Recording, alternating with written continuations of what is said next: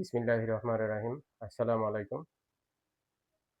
আশা করি সকলে ভালো আছেন। আজকে আমি একটি গুরুত্বপূর্ণ ভিডিও নিয়ে আপনাদের সামনে হাজির হয়েছি।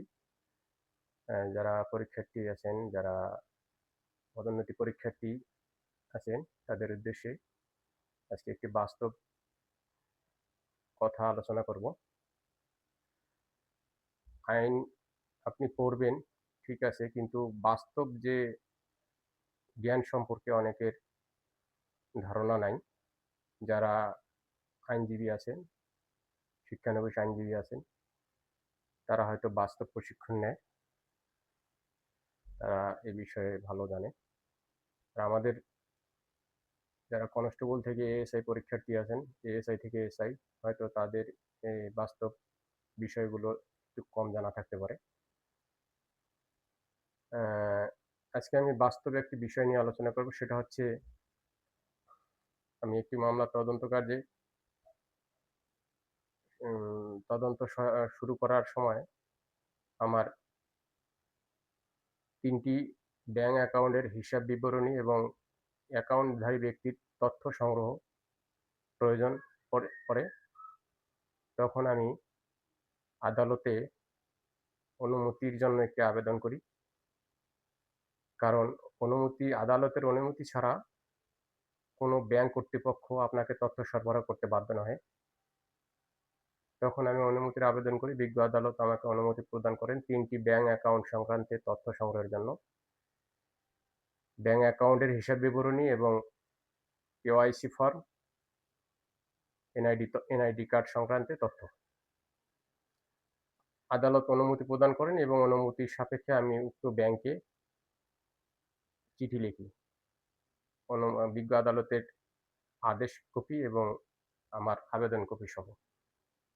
এখন এই যে আমি কাজটা করলাম, এটা কত ধারায় এর বর্ণনা দেওয়া আছে। সিআরপিসি ৯৪(১) এর ক ধারায় বলা আছে যে, কোনো ব্যাংকের হিসাব বিবরণী বা ব্যাংকের তথ্য যদি নিতে হয়, তাহলে আদালতের অনুমতি নিয়ে, আদালতের আদেশ নিয়ে নিতে হবে। এটা কত ধারায় বলা আছে? ৯৪(১) এর ক ধারায়।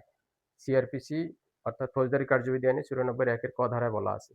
৯৪(১) এর ১ ধারায় যেটা বলা আছে, ৯৪(১) ধারায় বলা আছে, কোনো ভারপ্রাপ্ত কর্মকর্তা বা তদন্তকারী অফিসার যদি মনে করেন যে তাহার তদন্ত কাজে কোনো দলিল বা বস্তু